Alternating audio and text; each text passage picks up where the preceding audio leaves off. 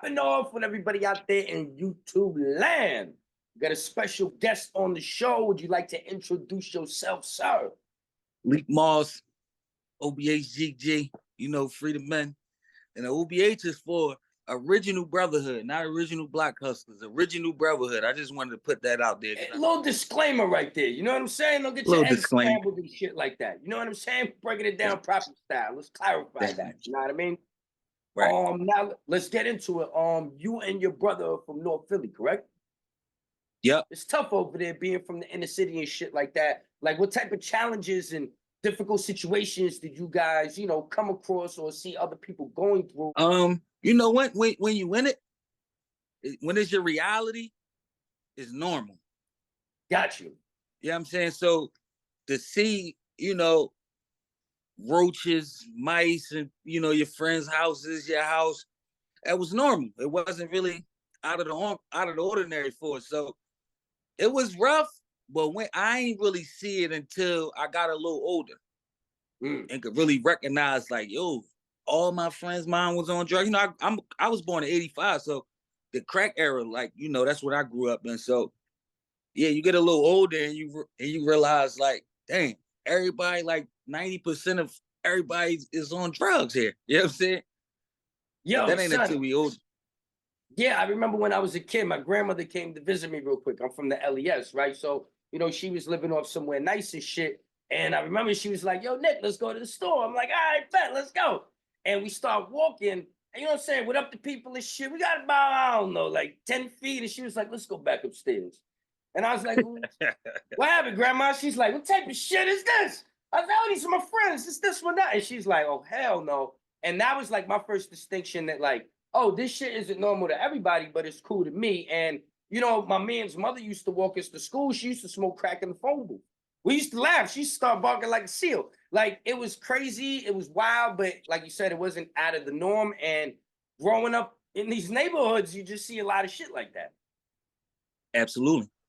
Yeah.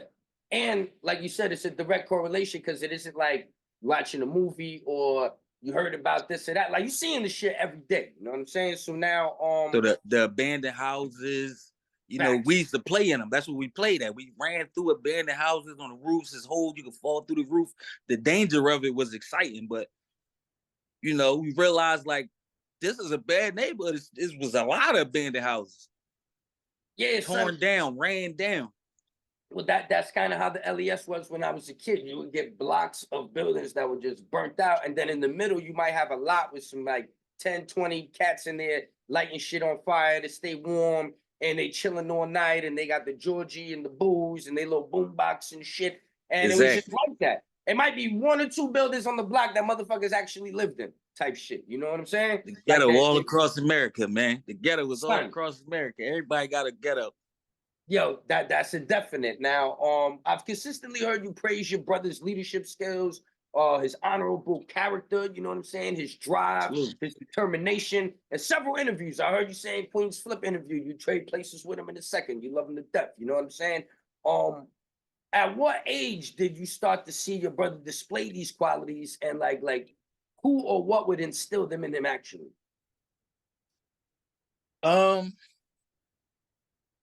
Probably like around 15, 14. He had to be about 17, 18. And you know how he lead men. He always was a leader of men. He always was somebody, because he never was a guy. He always been a good guy. He's somebody that you could take advice from. You know what I'm saying? So a lot of people used to, take his advice and, look up to him. So that was around like 17, 18. So he was the type of person that, you talk to him, you build with him, whatever you're doing, 10 minutes later, you weren't a fucking crash dummy. You learned something, some shit was tangible, and you come back like, yo, son, he was right. You know what I mean?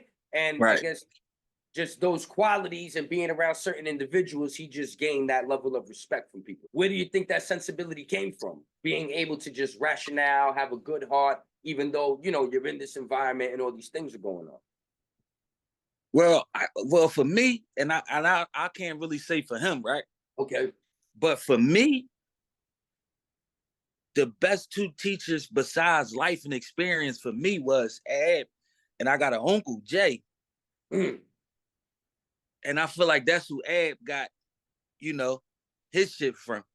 Because these two mm. guys, man, a conversation with any one of them could change your life. Just a conversation. Got you, got you, got you. So him kicking it with Uncle Jay, being around certain stuff, it kind of just it became embedded in his DNA to operate and move a certain way. That makes sense. And like, when does your brother start playing this like really influential role in your life? Like, you know, like start like it goes from okay, it's my brother and we just Shit. kicking it when he Really, for me, really as a kid, okay out the gate. Ab, Ab always could fight. So that's Mm, how I learned to fight. And you know, I really always looked up to him for real, even though I always been like my own person and did my own thing. That was mainly because I was kind of forced to do my own thing. Ab wouldn't let me do nothing. You know what I'm saying? So that's what kind of made me do my own thing. that But yeah, that but that's you know, I dope. always looked up to Ab. And I'm assuming you're his little brother. Yeah, yep. I bet. Yeah, that makes sense right there. Like, nah, little bro. You know what I mean? You know, watching Yeah. over. Yo, don't be over there. Yo, son, you on that corner? Someone I told you. All right. And you gotta like try to get it on your own. No Yeah, he fool. always been on the tip like I can't hear it from mommy. I don't want to hear it. You know what I'm saying? If anything happened to you, I gotta hear it from mommy and I don't want to hear it. So I gotta That take off. that You know what I mean? yeah, that makes perfect sense because the oldest always got to answer for what the siblings is doing. Well, what the fuck Right. was you doing when he was doing that? You know what I'm saying? Mm-hmm.